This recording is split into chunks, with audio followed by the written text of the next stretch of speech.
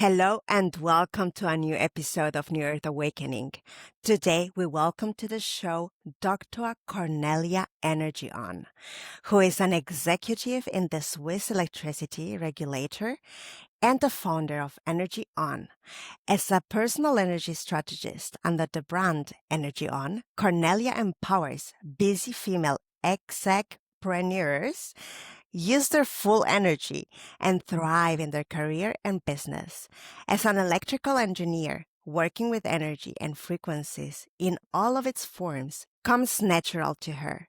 She explains to her clients the world of quantum physics and shows them how to manage and shift their energy. Cornelia, welcome to the show. Thank you so much for having me, Carolina. It's such a pleasure being here on the Earth Awakening podcast. And yeah, let's rock it.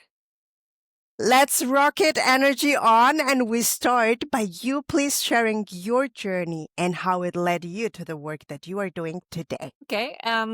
Actually, my journey started quite early when I was 4 years old, because I was always so impressed when my mom kind of plugged in like a mixer, a vacuum cleaner, and then all these magic things happened. And I was always wondering, what's in there that is so powerful? And so I was always wondering. And then one afternoon, I was in the garden, and then I found, I think I still have it here somewhere. I can't see it. I found a big rusty nail. And then I sneaked back into my room, and then I did something I will never ever recommend anybody doing. I pushed it into the socket. Yes. And I was really lucky because the security system was faster than me, but nevertheless, I was kind of really thrown back into the room. And then when I kind of, the first thing I remembered is that my mom was bending over me and completely worried what happened. And this was the moment I thought, now I really want to know what's in there, right? And that was the reason why I studied electrical engineering. And I can tell you, now I do know how all this power comes into the socket. and it fascinated me for a very long time.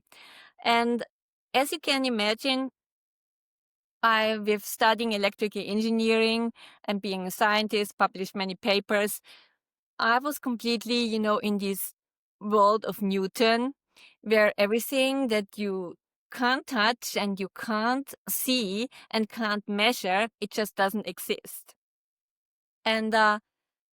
And as in many lives, then some things happened, and then you just figure out maybe you need to broaden your scope, right? And so for me, it was, I got really very sick.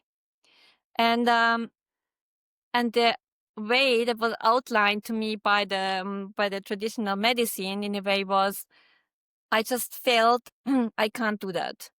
And as an engineer, I thought, I do have this problem. There must be more than one solution to this problem. And that's why I started looking around, started doing research, listening to podcasts, reading books. And that was kind of the time when I discovered the quantum science, right? And which in a nutshell says, everything is just energy and has a frequency.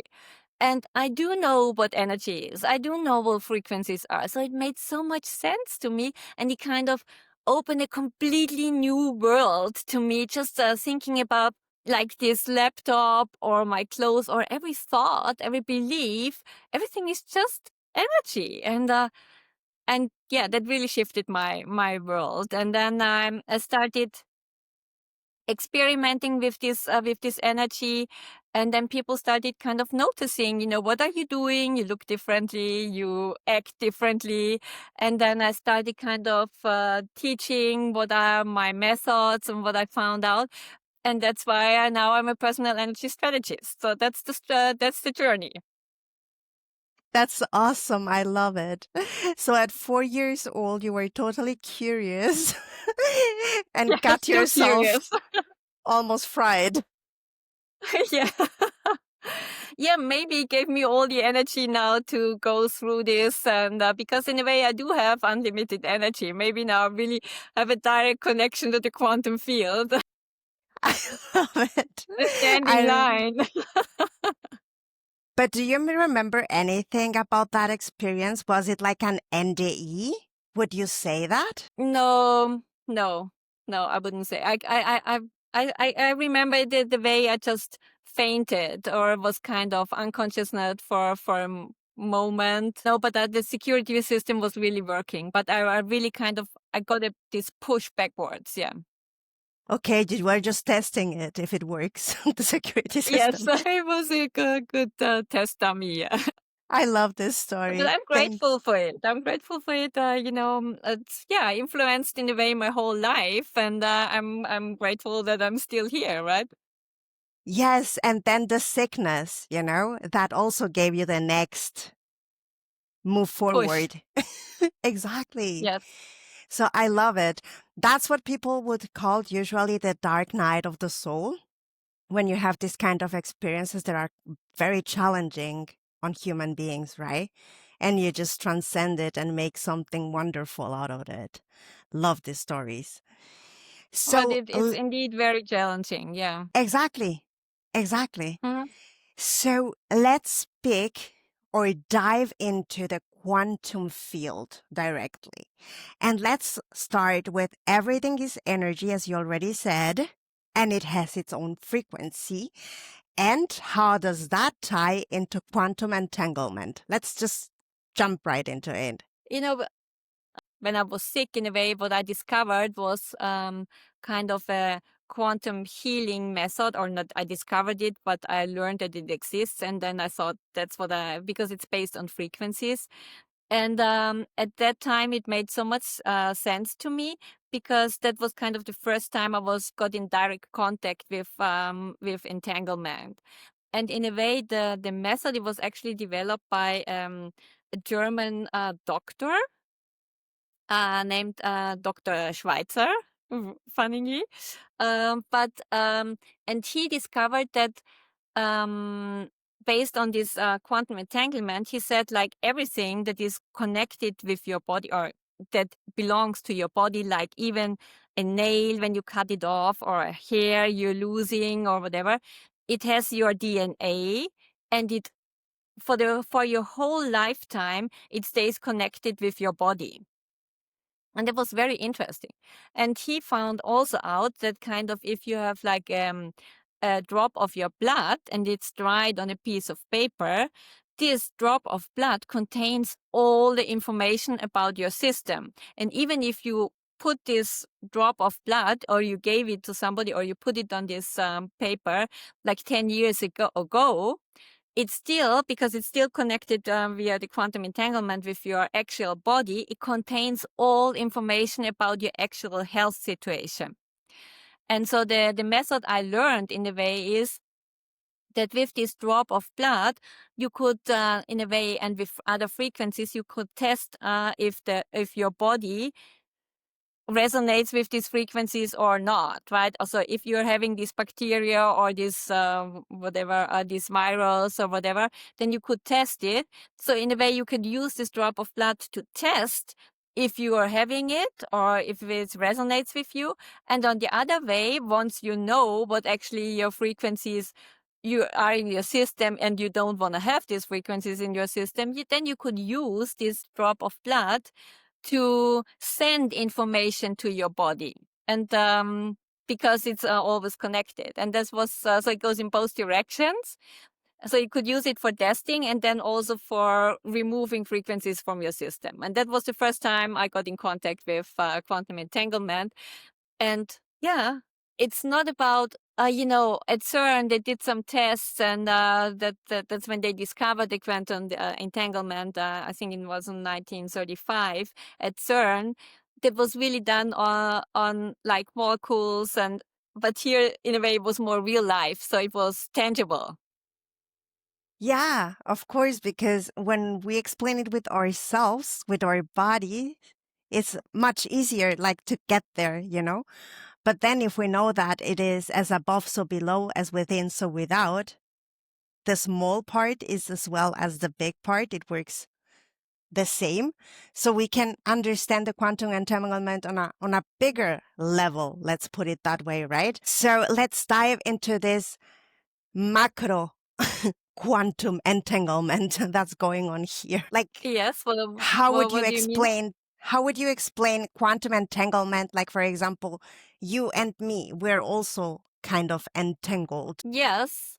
And the way, yeah, in my world, as I see it, for me, it's not entanglement, but I don't call it entanglement. But for me, um, in a way that goes back to this, when they discovered the quantum entanglement at CERN, they found out that no matter where you are, these particles are connected, right? And Einstein even called it, just know the German name is the Spucksche Fernbeziehung, so he couldn't explain, because of course in his equation the fastest thing is velocity of light, right? And they figured out it's so much faster, right? It's in that moment. And that's why the idea came up with having this quantum field around us, and we are all connected via this quantum field. And I think it's a good reference, as you're saying, it's quantum entanglement, because yeah, via this quantum field, I could now connect with your energy and and could feel what's your problem or whatever. And I think this is so powerful if you then use these tools. It's all over here, and it enables us to connect with anybody. So I have clients in New York or in Australia, and it doesn't make any difference where they are. Exactly. I love that too. It's non-local. Energy is non-local. So wherever you want to do your quantum healings or Reiki or whatever it is that you do on an energetical level, you can just do it. Yeah, It's it's really awesome. powerful. Yeah. And I love this also because for me, it's another way to explain that we are all one, you know? Mm-hmm. Thank you, Cornelia. So let's speak a little bit about the observer effect and how that plays a role. But I think your audience and but it in a way comes from the Schrödinger's cat, right? And then when you have this cat in the box, you don't actually know what's the real status until you open the box and look into it. And for me, in a way, I see it this way, that we never see the real world. At least that's my way on looking in it, because everything, all these additional frequencies of beliefs and thoughts we are having, and the emotion they're stored in us, in a way they're filtering our brain to, because it gets too many information anyway, right? It's filtering so that we are happy and that we think, yeah, that's the way our world is.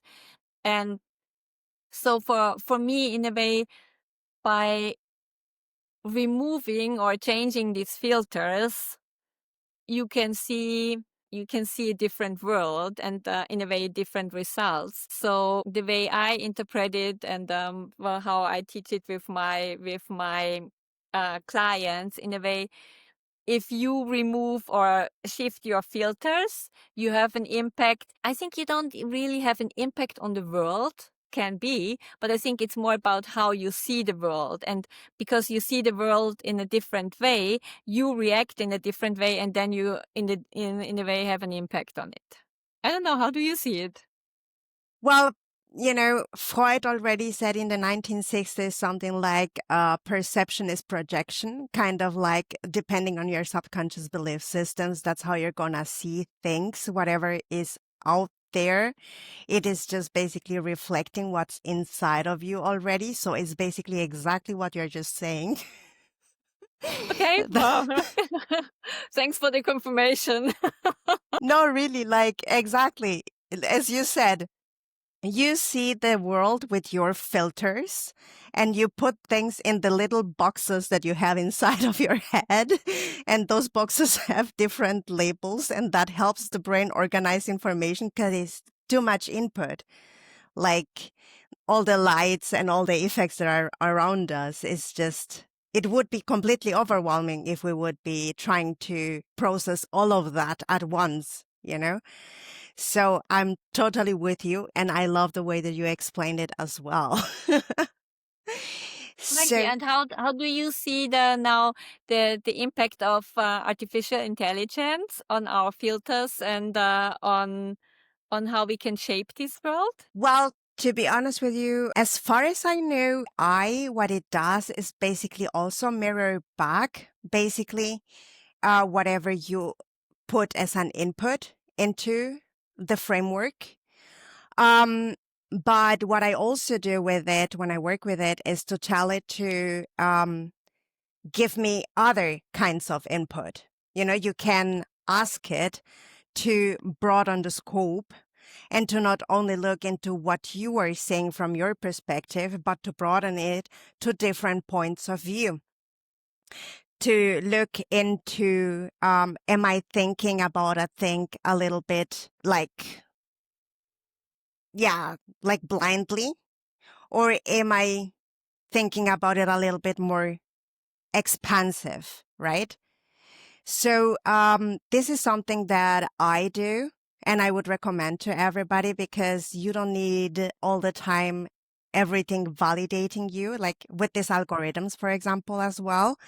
Usually the algorithm looks into what you have been looking into before and it tries to give you similar content, right?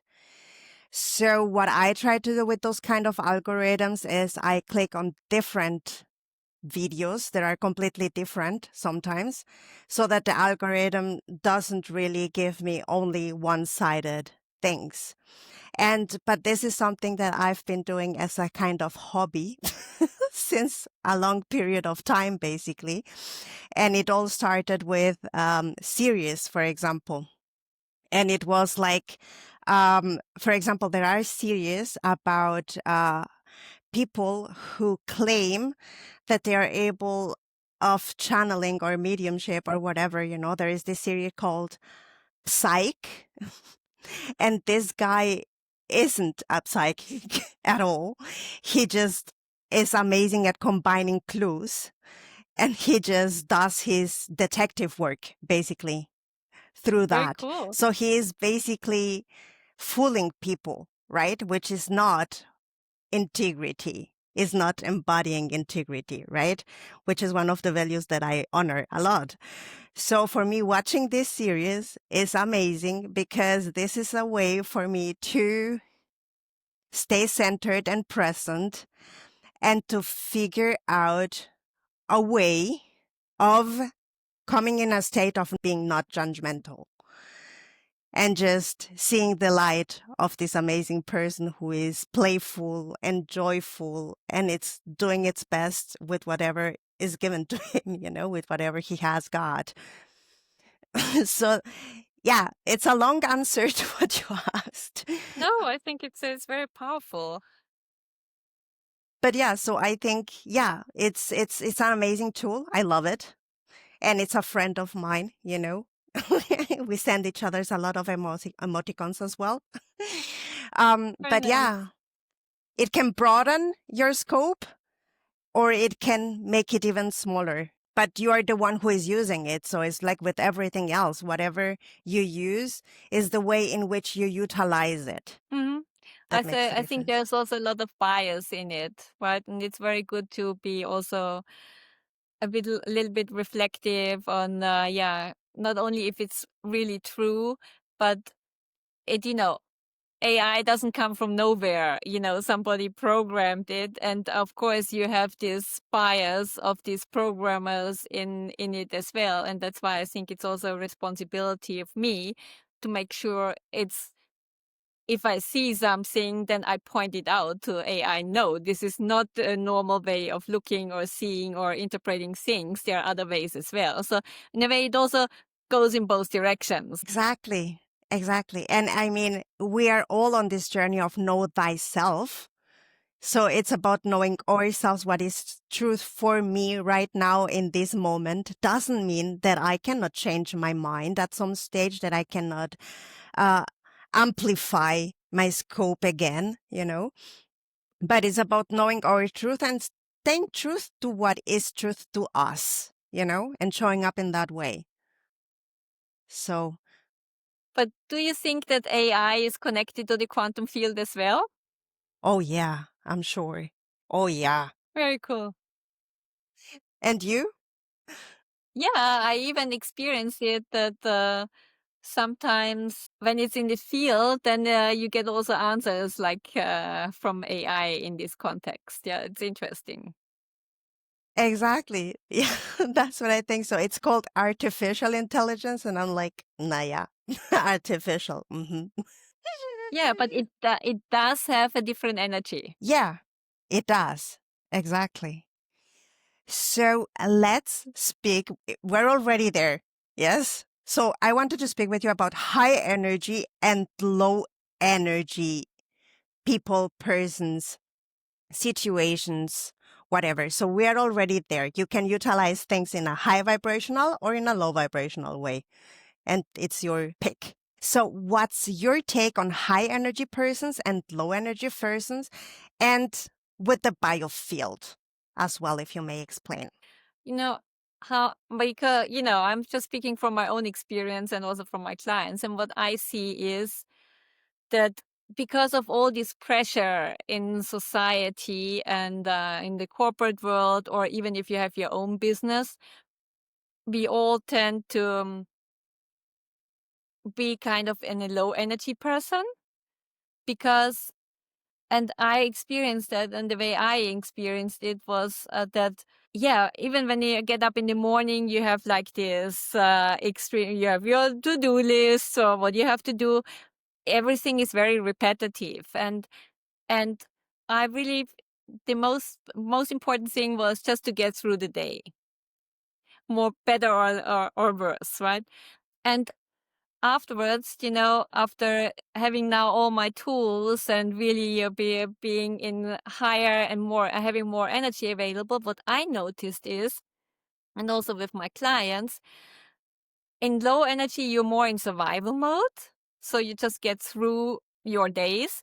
And as a high energy person, you're much more, life in a way is more fun, or it's enjoyable, because when you have lots of energy, you see so much more opportunities and solutions to your problems, because we all have problems, right?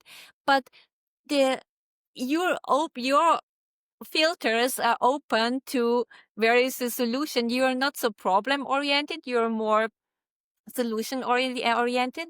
And what I noticed is that you see these solutions and possibilities because you do have the energy to execute them. And I think it's just fair, because you don't even can't do it. Why show you could do this, and then the person feels even worse because yeah, but I just can't do it. And so that's what I noticed. What I also my clients perceive is that life is so seen or perceived as easier because there are always solutions, and yeah, that's more fun. Exactly. It's about choices that empowers, you know? Yeah, exactly.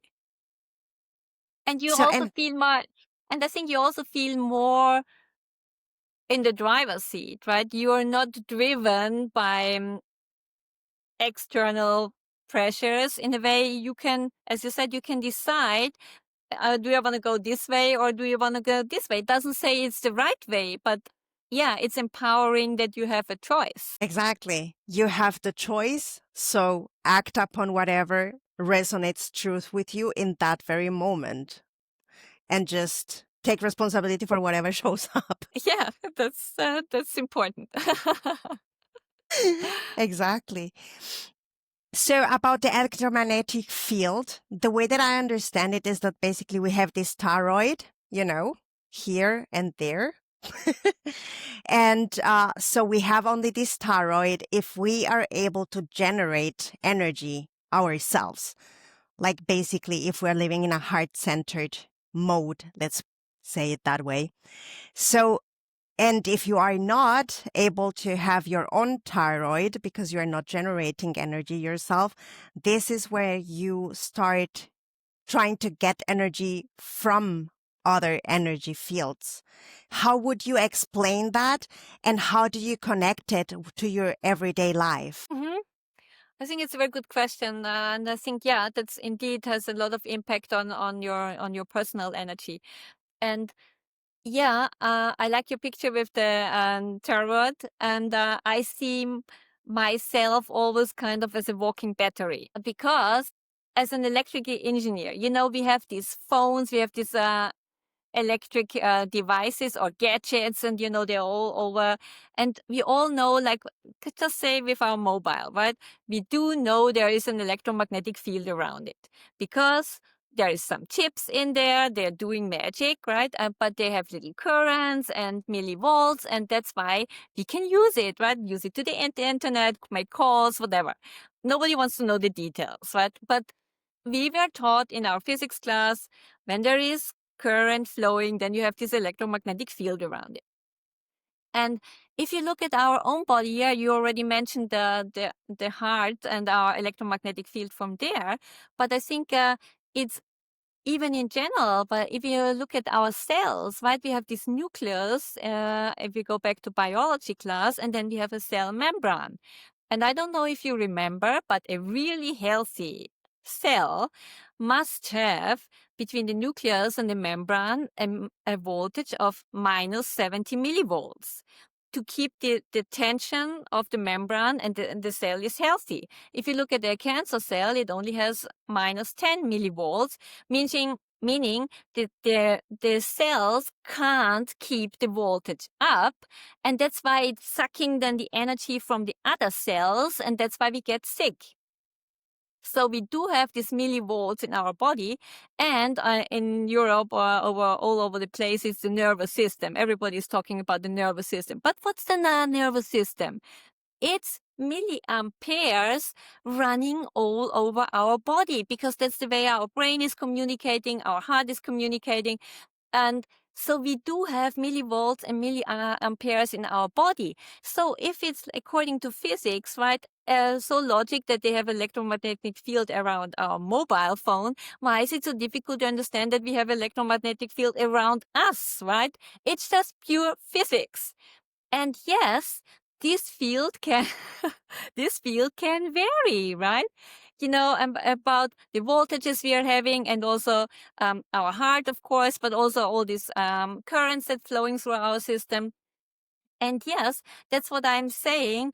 These electromagnetic fields is also connected with our body. There we have these chakras. They're responsible for the exchange between the electromagnetic field around us. I call it energy body, and our physical bodies, to make sure there's enough energy in our organs, and that the processes are working.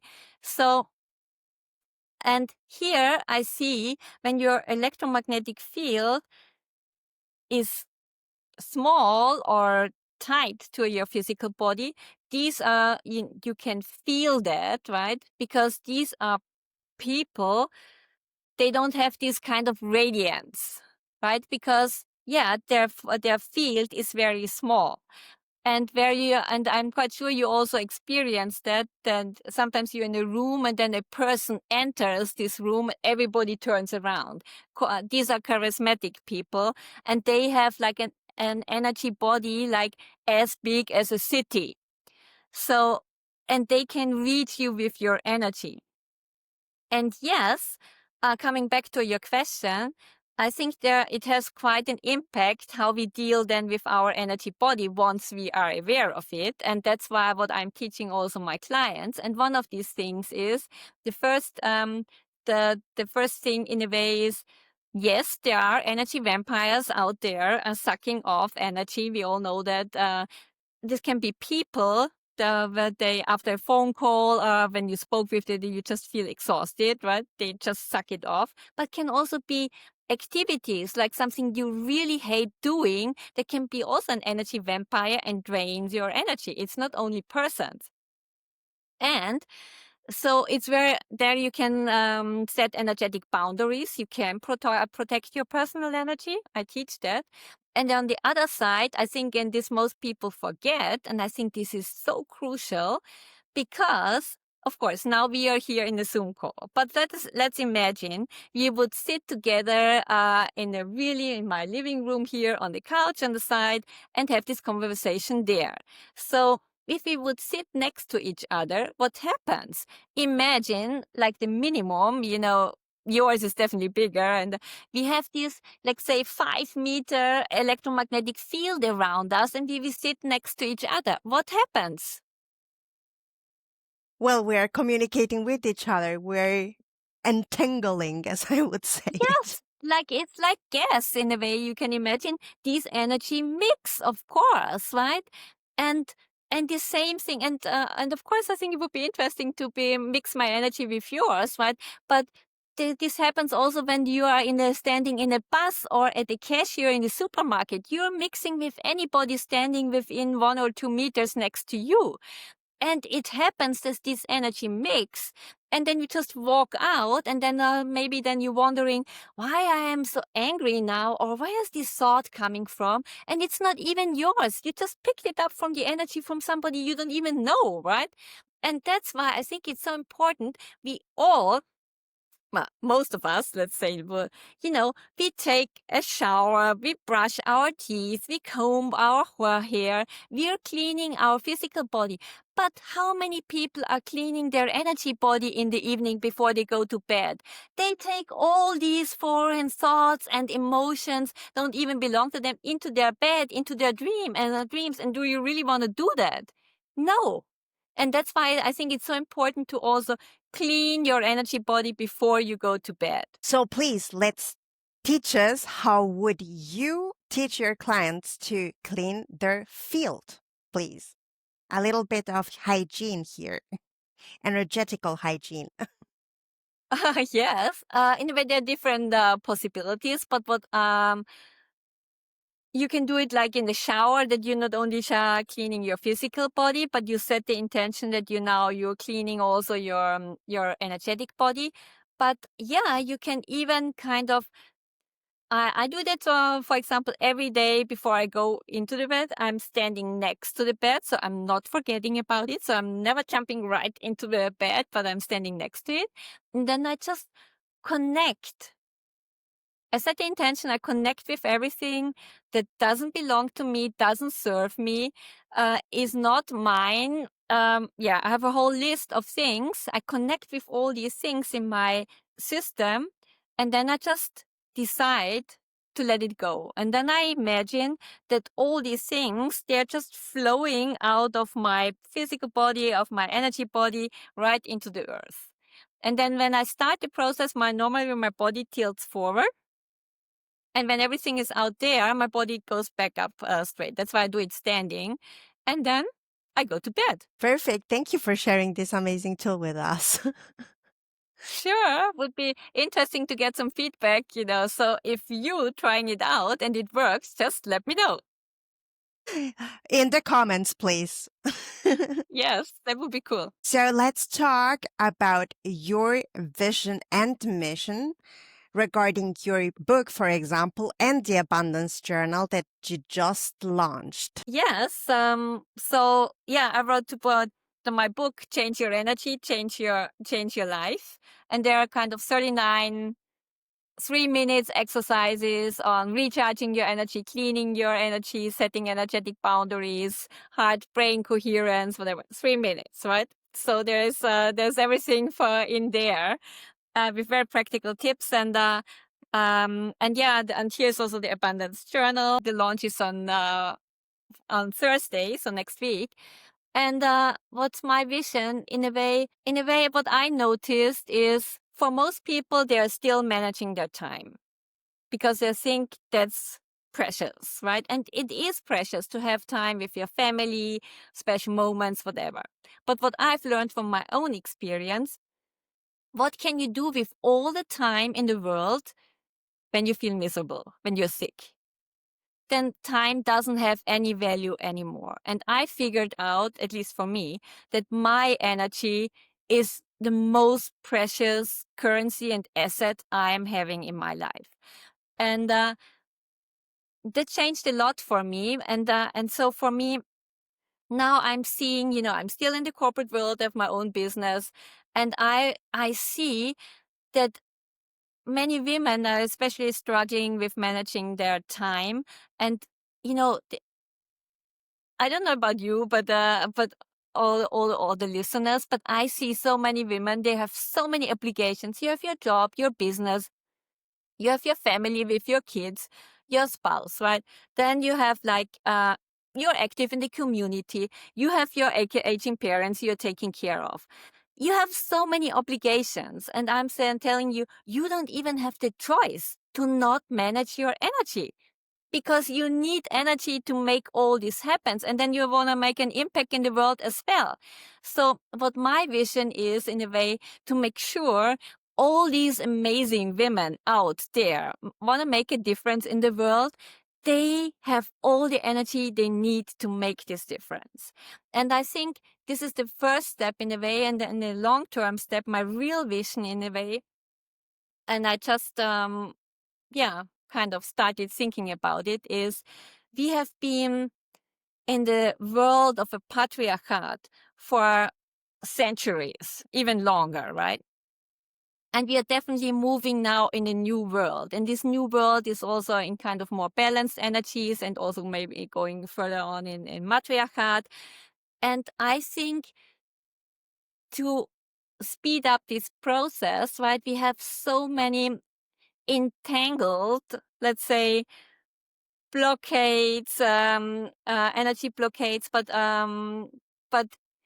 many things are still holding us back. And my vision is that I bring more tools into the world that we can step out of these things that are holding us back more quickly. Thank you very much, Cornelia.